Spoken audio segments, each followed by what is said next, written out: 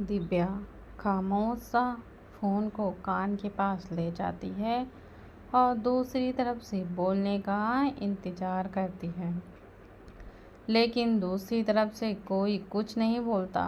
बहुत देर तक जब दूसरी तरफ से उसे आवाज़ नहीं आती है तो दिव्या फ़ोन की स्क्रीन को देखती है जिस पर कॉल कट चुका था।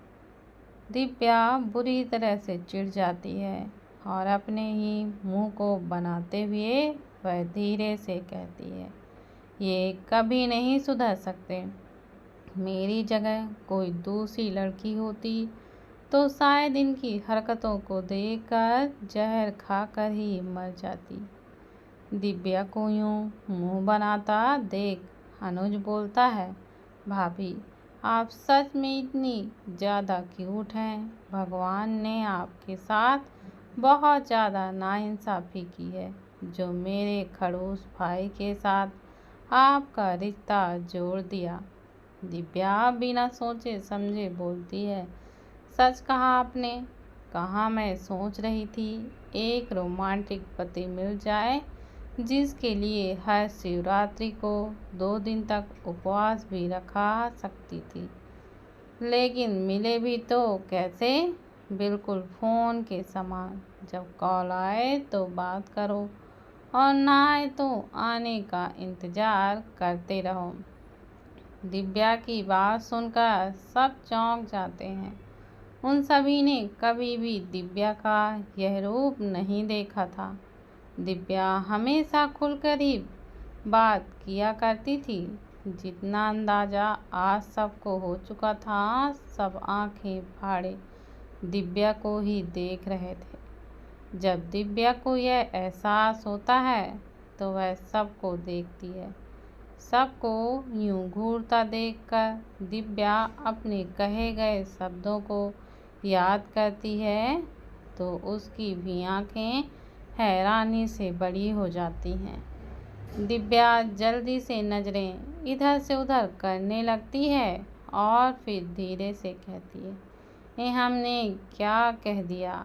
अनुज अपनी ड्राइविंग पर फोकस करते हुए सिचुएशन को सही करते हुए कहता है, वैसे भाभी आप गलत नहीं हैं।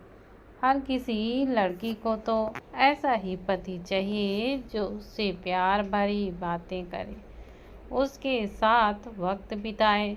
मेरे खड़ूस भाई से तो आप उम्मीद ही मत कीजिए। दिव्या कुछ नहीं कहती। गौरव अनुज को घूरते हुए कहता है, अनुज ज़्यादा मत बोलो। अगर आदि को पता चला ना कि तू उसके खिलाफ भाभी को भड़का रहा है तो फिर सोच लेना क्या होगा तेरा। अनुज एटीट्यूड के साथ जवाब देता है, आपको क्या लगता है गौरव भाई, मैं डरता हूँ उनसे? मैं कोई डरता वरता नहीं हूँ। गौरव अपना फ़ोन निकालते हुए, ठीक है फिर मैं अभी आदि को कॉल करता हूँ। अनुज जल्दी से, गौरव भाई आप हमारा एक्सीडेंट करवाना चाहते हैं क्या? आपको पता नहीं है चलती कार पर फ़ोन पर बात नहीं करना चाहिए। गौरव घूरते हुए कहता है, चलती कार पर ड्राइव करने वालों को फ़ोन पर बात नहीं करना चाहिए और मैं बैक सीट पर हूँ। अनुज की तो हालत ख़राब हो जाती है गौरव की बातें सुनकर। भले ही अनुज ने कभी आदित्य से बात नहीं की थी, लेकिन वह आदित्य का गुस्सा अच्छी तरह से जानता था। अनुज की हालत देखकर रूहानी की हंसी ही छूट जाती है। रूहानी खिलखिलाकर हंसने लगती है।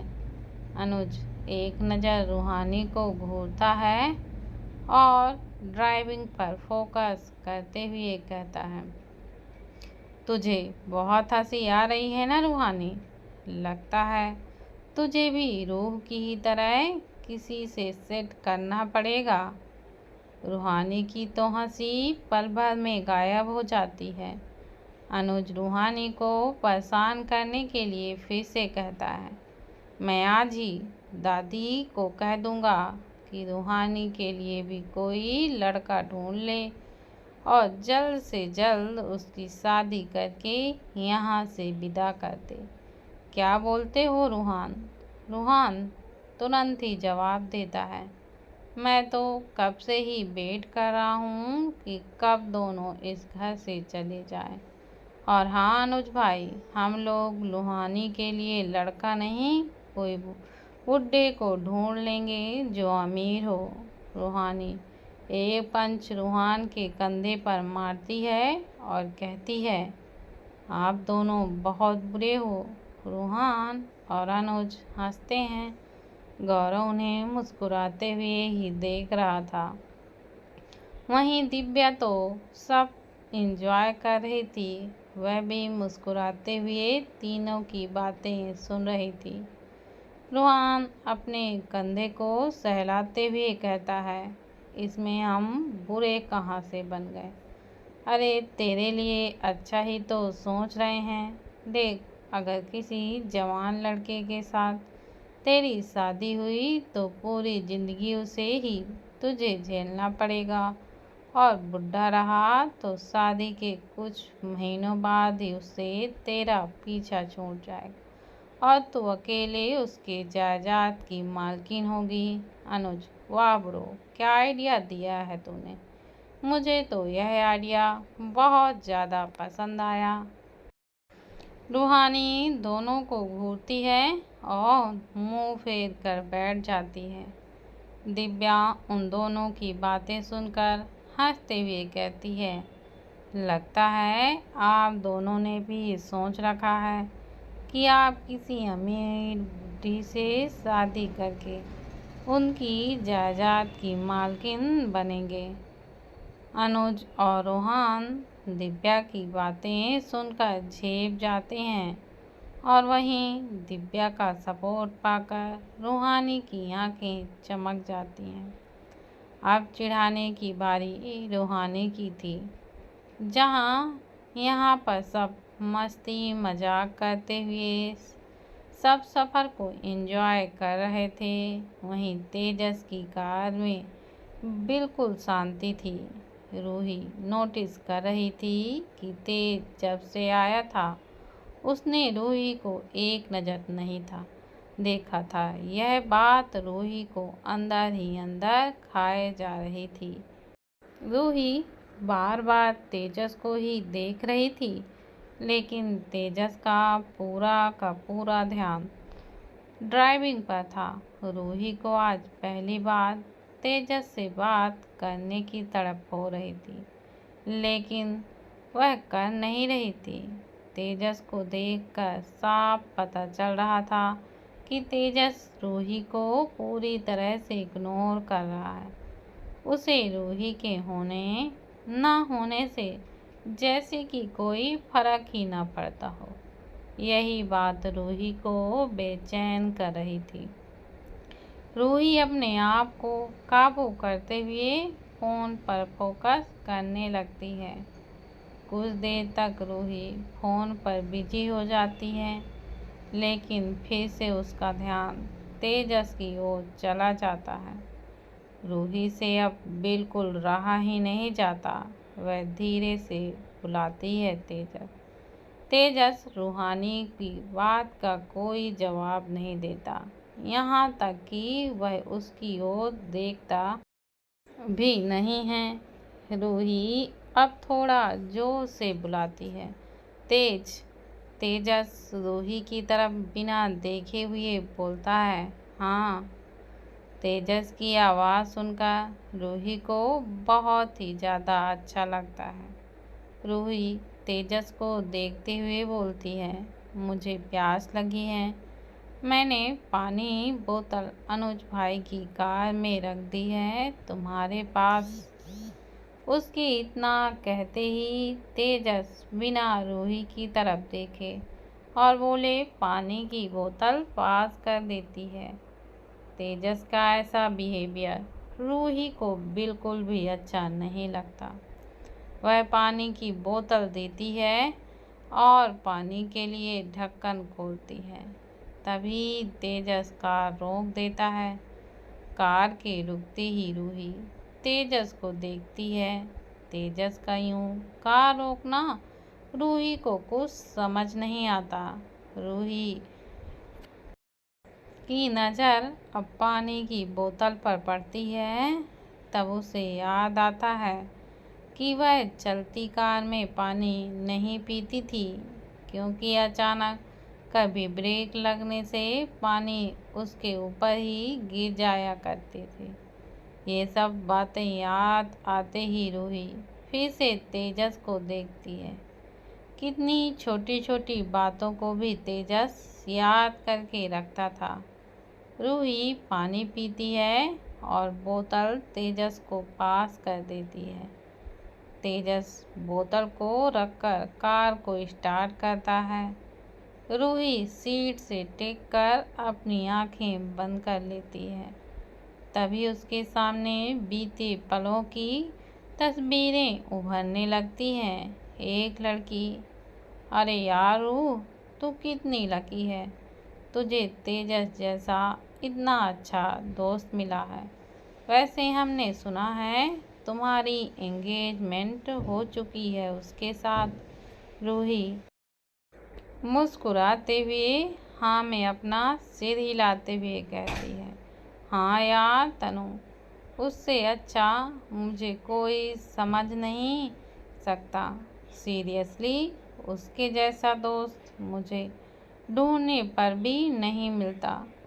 तनु थोड़े शक भरी नज़रों से उसे देखकर कहती है, सिर्फ दोस्त यार, कुछ भी। रूही तनु के सिर पर टपरी मारते हुए कहती है, कुछ भी सोचती है, वह सब मेरा दोस्त है बस। तनु सीरियस होकर कहती है, यारो रूही, अगर कभी ऐसा हुआ कि तेजस ने तुझे प्रपोज कर दिया, तब तू क्या करेगी? रूही जैसे ही ये सुनती है एकदम से जम जाती है। तभी उसकी दूसरी दोस्त कोमल कहती है, इसमें सोचना है क्या, तेजस तेरा बचपन का दोस्त है और उससे तेरी बनती भी बहुत अच्छी है। तेरे हर चीज़ों का ख्याल रखता है। एंगेजमेंट तो हो ही गई है। मैं तो कहती हूँ तुरंत उसके प्रपोजल को एक्सेप्ट कर लेना। और वैसे भी मुझे तो अभी से उसकी आंखों में तेरे लिए बेइंतहा प्यार दिखता है। तभी रूही की और एक दोस्त मनीषा घमंड से कहती है, अच्छा रू, अगर प्रपोजल एक्सेप्ट करेगी तो उसके सपने का क्या होगा? देख रू, प्यार को अगर तूने एक्सेप्ट कर लिया तो जल्दी तेजस तुझे शादी करने के लिए कहेगा और तू प्यार में उसके लिए तुरंत हाँ भी बोल देगी। फिर क्या, शादी हो जाएगी, फिर तेरी पढ़ाई, सपने सब कुछ बिखर जाएंगे। मनीषा रूही के कंधे पर हाथ रखते हुए कहती है, जो भी फैसला लेना सोच समझ कर लेना, क्योंकि अगर तूने एक बार एक्सेप्ट कर लिया तो फिर तू खुद को रोक नहीं पाएगी। इतना बोलते ही मनीषा वहाँ से जाने लगती है। कुछ दूर पर रुककर मनीषा पीछे मुड़कर देखती है तो रूही बहुत गहरी सोच में डूबी हुई थी। उसे ऐसा उलझा हुआ देखकर मनीषा कुटिल मुस्कान देती है और फिर वहाँ से चली जाती है। इधर कोमल कहती है, यारो तू भी किसकी बकवासों को सुनकर इतना सोच रही है? तुझे तो पता है ना कि मनीषा तेजस को पसंद करती है। वो बस तुझे तेजस से दूर करने के लिए ये सब कह रही है। रूही परेशान सा कहती है, लेकिन यार उसने जितना भी कहा है सच ही तो कहा है। अगर मैंने तेजस के प्यार को एक्सेप्ट कर लिया तो वो मुझसे शादी करने के लिए बोल दिया तो मैं तो उसे मना ही नहीं कर पाऊंगी और मेरी पढ़ाई पूरी करने का सपना ही टूट जाएगा। तरु तुरंत कहती है, मुझे नहीं लगता तेजस ऐसा कुछ कहेगा या फिर करेगा। कोमल भी तनु की बात पर हामी भरते हुए कहती है, हाँ तरु सही कह रही है। तेजस तुझे दुखी देने के बारे में सोच भी नहीं सकता। रूही बीते पलों को जी ही रही थी कि अचानक से वह अपनी आंखें खोलती है और तेजस को देखती है, जो अब भी कार ड्राइव कर रहा था। तेजस का बिहेवियर अब रूही से बिल्कुल सहन ही नहीं हो रहा था। उसकी आंखें अचानक से नम हो जाती हैं। रूही आंसुओं को छुपाते हुए बाहर की ओर देखने लगती है। वहीं तेजस के हाथ स्टीयरिंग व्हील पर कस जाते हैं। इधर दूसरी तरफ ऑफिस में आदित्य अपने काम पर व्यस्त था। उसे आते साथ दिव्या को कॉल करने का मन हो रहा था। उसने कॉल तो कर दिया था, लेकिन बात क्या करे उसे तो कुछ समझ ही नहीं आ रहा था। और उधर से भी दिव्या बिल्कुल चुप थी, तो उसने भी कुछ नहीं कहा। वैसे तो उसे दिव्या की आवाज़ सुननी थी, लेकिन दिव्या तो कुछ बोल ही नहीं रही थी, इसलिए उसने कॉल को कट कर दिया और अपने काम में व्यस्त हो गया। रॉकी कुछ फाइल लेकर आदित्य की केबिन की तरफ जा ही रहा होता है कि उसका फ़ोन रिंग होता है। रॉकी ब्लूटूथ पर टैप करते हैं। जैसे ही उधर से आवाज़ आती है, रॉकी की धड़कनें एकदम से तेज हो जाती हैं।